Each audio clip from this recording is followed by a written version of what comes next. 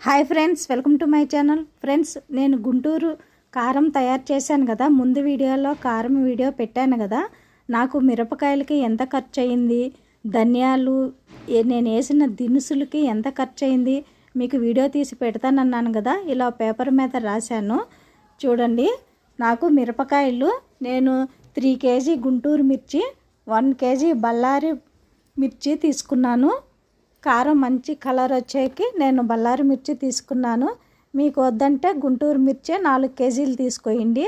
నాకు మిరపకాయలు 3 kgలకి 1 kg 300 ఉంది. ఇక్కడ మా ఊర్లో రేటు 300 ఉంది.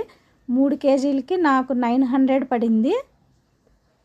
బళ్ళారి మిర్చి 350 పడింది కేజీ. అవి కలర్ కోసం వేసాను, కారం బాగుంటుందని. అవి 350 ఉంది కేజీ. ధనియాలు 300 గ్రామ్స్ 80 రూపీస్ ఉంది.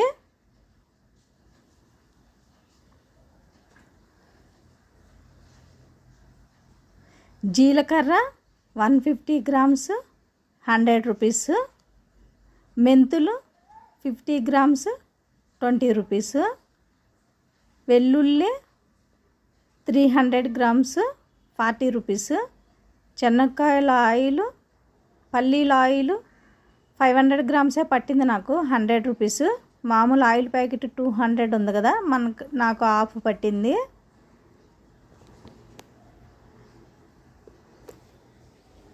ఇక్కడ మిషన్కి వేసేటప్పుడే దంచేటప్పుడే ఆయిల్ వేస్తారు. తప్పనిసరిగా ఆయిల్ సాల్ట్ కావాలి.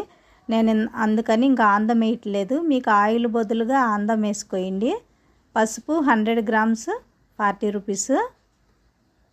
సాల్ట్ 300 గ్రామ్స్ 10, మనకు ప్యాకెట్ 20 ఉంటుంది కదా.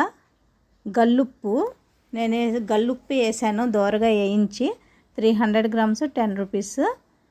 మనం మిషన్కి వేపిస్తాం కదా, కేజీ 70 రూపాయలు. మనకి 4 kgలకి 280 పడింది. 4 kgలు అంటే మనకి తొడయాల్లో అన్నీ వలవగా మనకి 3.35 వస్తుంది. మనం దినుసులు అన్నీ కలుపుకొని మనకు 4 kgన్నర 5 kgలు కారం వస్తుంది. ఎందుకంటే మనం దినుసులు అవన్నీ ఎక్స్ట్రా కలుపుతాం కాబట్టి. నేను కొంచెము గొడ్డు కారము ఊరగాయకి తీసాను. మీరు అలా తీయకుండా మొత్తం కారమే అంటే ఇంకో 50 గ్రామ్స్ దినుసులు పెంచుకోండి. నాకు ఓవరాల్గా కారంకి అయిన ఖర్చు 1000.